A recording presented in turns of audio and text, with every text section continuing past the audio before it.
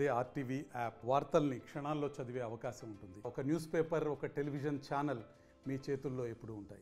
అన్నమయ్య జిల్లా మదనపల్లి పట్టణంలో ఉండేటువంటి సబ్ కలెక్టర్ కార్యాలయంలో గత అర్ధరాత్రి ఏదైతే కార్యాలయంలో అగ్ని ప్రమాదం సంభవించింది. ఈ నేపథ్యంలోనే ఒక బ్లాక్ పూర్తిగా కూడా అగ్నికి ఆగుతైనటువంటి పరిస్థితి.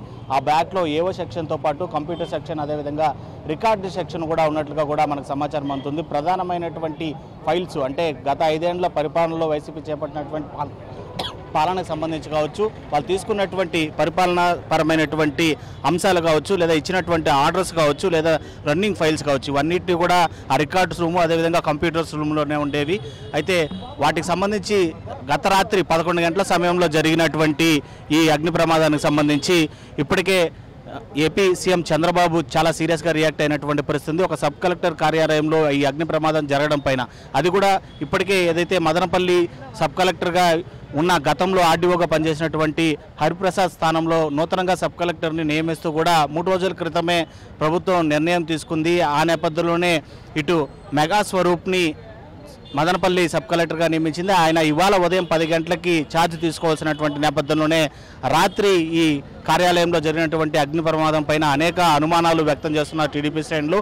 ఈ నేపథ్యంలోనే ఇటు పరిపాలనకు సంబంధించినటువంటి రికార్డులన్నింటినీ కూడా భస్మం అయిపోవడంతో చంద్రబాబు కూడా అదే డౌట్ రేజ్ అయింది.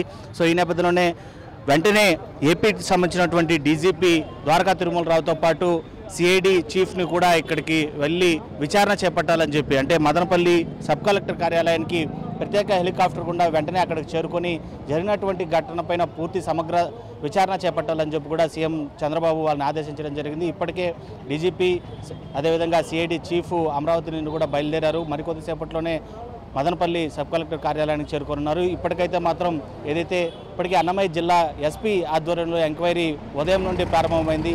సబ్ కలెక్టర్ కార్యాలయంలో పనిచేసేటువంటి ప్రతి ఒక్క సిబ్బందిని కూడా డిఎస్పీ కార్యాలయానికి తరలించి అక్కడ విచారణ చేపడుతున్నటువంటి పరిస్థితి. ప్రధానంగా అగ్ని ప్రమాదం సంభవించిన సమయంలో ఏదైతే అసిస్టెంట్ క్లర్క్గా వ్యవహరిస్తున్నటువంటి గౌతమ్ అనేటువంటి వ్యక్తితో పాటు ఆయన ప్రస్తుతం అదుపులోకి తీసుకున్నారు. ఆయనతో పాటు ఉదయం అదేవిధంగా ఆఫ్టర్నూన్ షిఫ్ట్లతో పాటు పనిచేసేటువంటి మరికొంతమంది క్లర్క్స్తో పాటు మొత్తం సిబ్బందిని కూడా విచారణ చేపడుతున్నటువంటి పరిస్థితి. విచారణ సమయంలో వాళ్ళ దగ్గర నుంచి కూడా మొబైల్ ఫోన్స్ని డిఎస్పీ కార్యాలయ సిబ్బంది కూడా హ్యాండ్ ఓవర్ చేసుకున్నట్లుగా కూడా తెలుస్తుంది.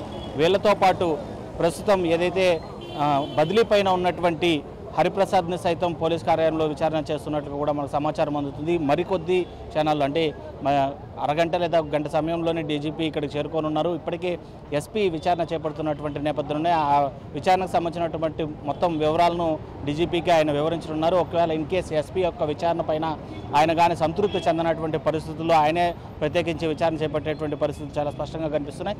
మొత్తం మీద ఏపీలో తరచూ జరుగుతున్నటువంటి ఏదైతే ప్రభుత్వ కార్యాలయాల్లో ఉండేటువంటి ఫైల్స్కి సంబంధించి ఇటు తగలబెట్టేయడం ఇలాంటివి అనేక చోట్ల జరిగినటువంటి పరిస్థితులను చూసాం. సో ఈ నేపథ్యంలోనే ఇవాళ సబ్ కలెక్టర్ కార్యాలయంలో జరిగినటువంటి అది ఏవో సెక్షన్, ప్రత్యేకించి పరిపాలనకు సంబంధించినటువంటి రికార్డులు భద్రపరిచేటువంటి రికార్డ్స్ రూము, అదేవిధంగా కంప్యూటర్ సెక్షన్లోనే జరిగినటువంటి ఈ ప్రమాదం అనేది కొద్దిగా అనుమానాస్పదంగా ఉందని చెప్పి కూడా ఇటు టీడీపీ శ్రేణులు భావిస్తున్నటువంటి పరిస్థితి. ఆ దిశగానే ఇటు సీఎం చంద్రబాబు సైతం కూడా ఈ విషయాన్ని ఎవరైనా కావాలనే చేసినటువంటి చర్యగా కూడా భావిస్తున్నారు.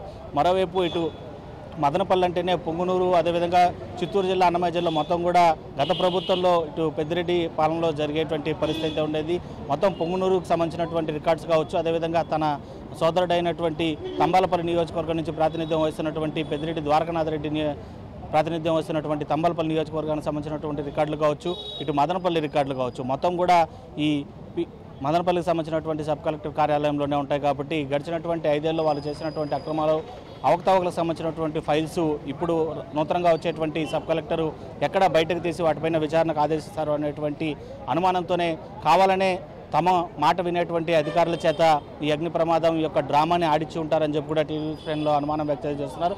అదే అనుమానమే సీఎం చంద్రబాబు కూడా వచ్చినట్లుగా కూడా మనం అనుకోవాలి. ఎందుకంటే ఆయన ఇది కేవలం అగ్ని ప్రమాదంగా భావించడం లేదు, ఇది ఖచ్చితంగా కూడా ఉద్దేశపూర్వకంగా ఎవరో కావాలని చేసినటువంటి చర్యగా కూడా తన అనుమానం వ్యక్తం చేస్తూనే ఏపీ డీజీపీని ప్రత్యేకించి ఆయన్నే ఒక హెలికాప్టర్ కేటాయించి మరి ఇక్కడికి పంపిస్తున్నారంటే దీనంతా మేజర్ ఇష్యూగా సీఎం చంద్రబాబు చూస్తున్నారనేది కూడా అర్థం చేసుకోవాలి. మరోవైపు ఇవాళ ఏపీ అసెంబ్లీ జరుగుతున్నప్పటికీ కూడా ఈ ఇష్యూ పైన ఇంత సీరియస్ తీసుకోవడం అనేది ప్రత్యేకించి ఇటు అన్నమయ్య జిల్లానే కాదు, ఉమ్మడి చిత్తూరు జిల్లాలో అయితే రాష్ట్ర వ్యాప్తంగా కూడా కొద్దిగా ఆసక్తికర ఆసక్తి సంతరించుకున్నటువంటి విషయంగా కూడా చెప్పాలి. ఇక డీజీపీ వచ్చిన తర్వాత ఎలాంటి విచారణ ఉండబోతుంది, ఇప్పటికే విచారణ చేపట్టినటువంటి ఎస్పీ ఏ విధమైనటువంటి నివేదికను డీజీపీకి నివేదించనున్నారు, దానిపైన సంతృప్తి పడిన తర్వాత డీజీపీ మీడియాతో ఏం ప్రసంగించనున్నారు, ఈ అగ్ని ప్రమాదం నిజంగానే ప్రమాదశాత్తు జరిగిందా లేదా ఉద్దేశపూర్వకంగా ఎవరో కావాలని చేసినటువంటి పని అనేది డీజీపీ పర్యటన అనంతరమే కూడా తెలిసేటువంటి పరిస్థితి ఉంటుంది.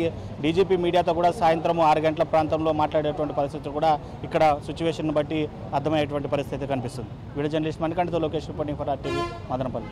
మరిన్ని వీడియోస్ కోసం ఛానల్ ని సబ్స్క్రైబ్ చేయండి, లేటెస్ట్ అప్డేట్స్ కోసం వాట్సాప్ ఛానల్ ని ఫాలో చేయండి అండ్ లింక్ డిస్క్రిప్షన్ లో ఉంది.